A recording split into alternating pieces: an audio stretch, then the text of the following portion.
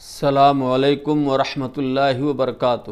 محترم ناظرین، رشتہ داری کا خیال رکھیں۔ پیارے رسول صلی اللہ علیہ وسلم کی پیاری حدیث ہے، حوالہ ہے صحیح الجامع حدیث نمبر 108۔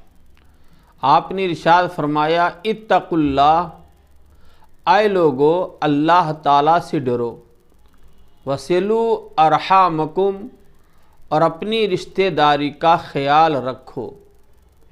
اس حدیث میں پیارے نبی صلی اللہ علیہ وسلم نے اللہ سے ڈرنے اور رشتہ داری کا خیال رکھنے کا حکم دیا ہے۔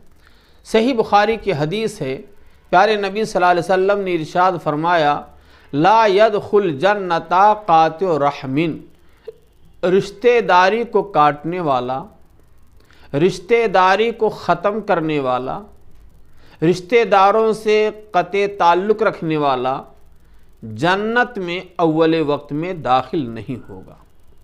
یہ حدیث ہمیں یہ دعوت دے رہی ہے کہ ہم رشتہ داری کو ملائیں، اعزاء اور اقارب اور رشتہ داروں کے ساتھ اچھے تعلقات رکھیں۔ یہ حدیث ہمیں یہ دعوت دے رہی ہے کہ رشتہ داروں کے ہاں ہمارا آنا جانا ہونا چاہیے، رشتہ داروں کو بلا کر کے دعوت لینی چاہیے، رشتہ داروں سے ہمارے تعلقات اچھے ہونے چاہیے۔ رشتہ داروں میں سے اگر کوئی بیمار ہو جائے تو اس کے بیماری میں ہمیں اس کا ساتھ دینا چاہیے، مشکل مرحلے میں ہمیں اس کا ساتھ دینا چاہیے، مشورہ صحیح دینا چاہیے، اور اس کے دکھ درد میں ہمیں شامل ہو کر کے اس کے غم کو ہلکا کرنے کی کوشش کرنی چاہیے۔ خوشی کے موقع پر رشتہ داروں کو ضرور بلانا چاہیے۔ آج ہمارے سماج میں رشتہ داروں سے ہمارا تعلق ٹوٹا ہوا ہے۔ ہم مہینہ مہینہ، دو مہینہ، 6 مہینہ، سال ہر سال ہو جاتے ہیں، رشتہ داروں سے فون پہ رابطہ بھی نہیں کرتے ہیں، رشتہ داروں کا حال چال بھی نہیں معلوم کرتے ہیں، اور ان کے دکھ درد میں، غم میں شامل بھی نہیں ہوتے ہیں۔ حتیٰ کہ اگر رشتہ داروں میں کوئی بیمار ہے، اسپتال میں بھرتی ہے، زیر علاج ہے، تو ہم موقع نکال کر کے اسپتال میں جانے کے لیے تیار نہیں ہیں، اور نہ ہی ہمارے پاس موقع اور ٹائم ہوتا ہے۔ میرے بھائیو دوستو، جامع ترمذی کی صحیح روایت ہے، اللہ کے رسول صلی اللہ علیہ وسلم نے ارشاد فرمایا، افشوا السلام، اے لوگو سلام کا رواج دو، وَأَطْعِمُوا الطَّعَامَ، اور لوگوں کو کھانا کھلاؤ، وَصِلُوا الْأَرْحَامَ، اور رشتہ داروں کے ساتھ اچھا سلوک کرو، صلہ رحمی کرو، تدخل الجنۃ بسلام، سلامتی کے ساتھ جنت میں چلے جاؤ گے۔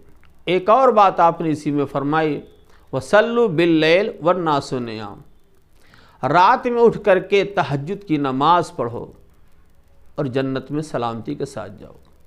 یہ جامع ترمذی کی صحیح روایت ہے۔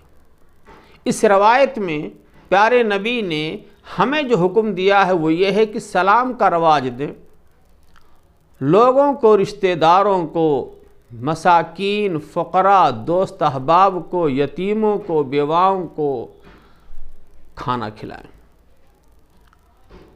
رشتہ داروں کے ساتھ اچھا سلوک کریں، صلہ رحمی کریں، اور رات میں اٹھ کر کے تہجد کی نماز کا، قیام اللیل کا اہتمام کریں۔ سلامتی کے ساتھ ہم جنت میں چلے جائیں گے۔ آج افسوس کی بات ہے کہ آج معمولی بات کو لے کر کے رشتہ داروں سے ہماری ناراضگی ہے۔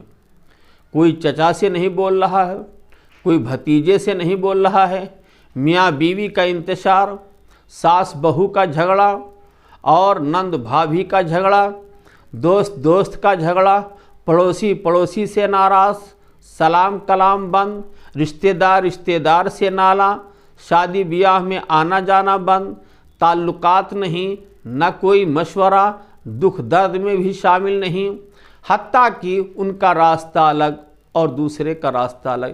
یہ ہمارا برتاؤ ہے، پڑوسیوں کے ساتھ ہمارا برتاؤ ہے رشتہ داروں کے ساتھ۔ میرے بھائیوں، کوئی بات اگر ہو جائے دنیاوی اعتبار سے تو آپ 3 دن تک ناراضگی مول لے سکتے ہیں۔ صحیح مسلم کی حدیث ہے، پیارے نبی صلی اللہ علیہ وسلم نے فرمایا لا یحل لمسلم ان یہجر اخاہ فوق 3 لیال یلتقیان۔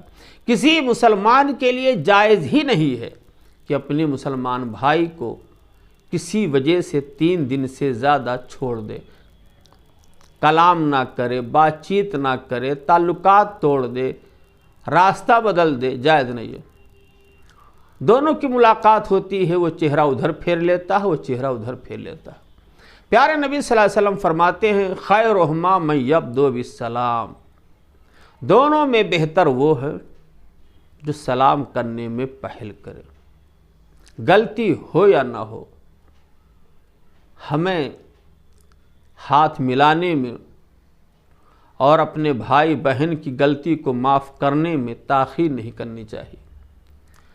اگر ہماری وجہ سے خاندان میں اتفاق ہو جائے، 2 دل مل جائیں، تو یہ بہت بڑا ثواب کا کام ہے۔ اللہ سے دعا ہے کہ اللہ تعالی ہم لوگوں کو پیار و محبت کے ساتھ رہنے کی توفیق دے۔ اللہ تعالی ہمیں اپنے رشتہ داروں کے ساتھ اچھا برتاؤ کرنے، رشتہ داروں کے ساتھ حسن سلوک کرنے اور رشتہ داروں کے ساتھ بہتر برتاؤ کرنے کی اللہ توفیق دے۔ رشتہ داروں کا حال چال معلوم کرنے، رشتہ داروں کے دکھ درد میں شامل ہونے اور ان کے خوشی میں شامل ہونے اور ان کو اپنے دکھ درد اور خوشی میں شامل کرنے کی اللہ بھرپور توفیق دے۔ غریب رشتہ دار، پریشان حال رشتہ دار پر ہمیں مال خرچ کرنے، ان کی مدد کرنے، ان کا تعاون کرنے کی اللہ ہم سب کو توفیق دے۔ آمین۔ والسلام علیکم ورحمۃ اللہ وبرکاتہ۔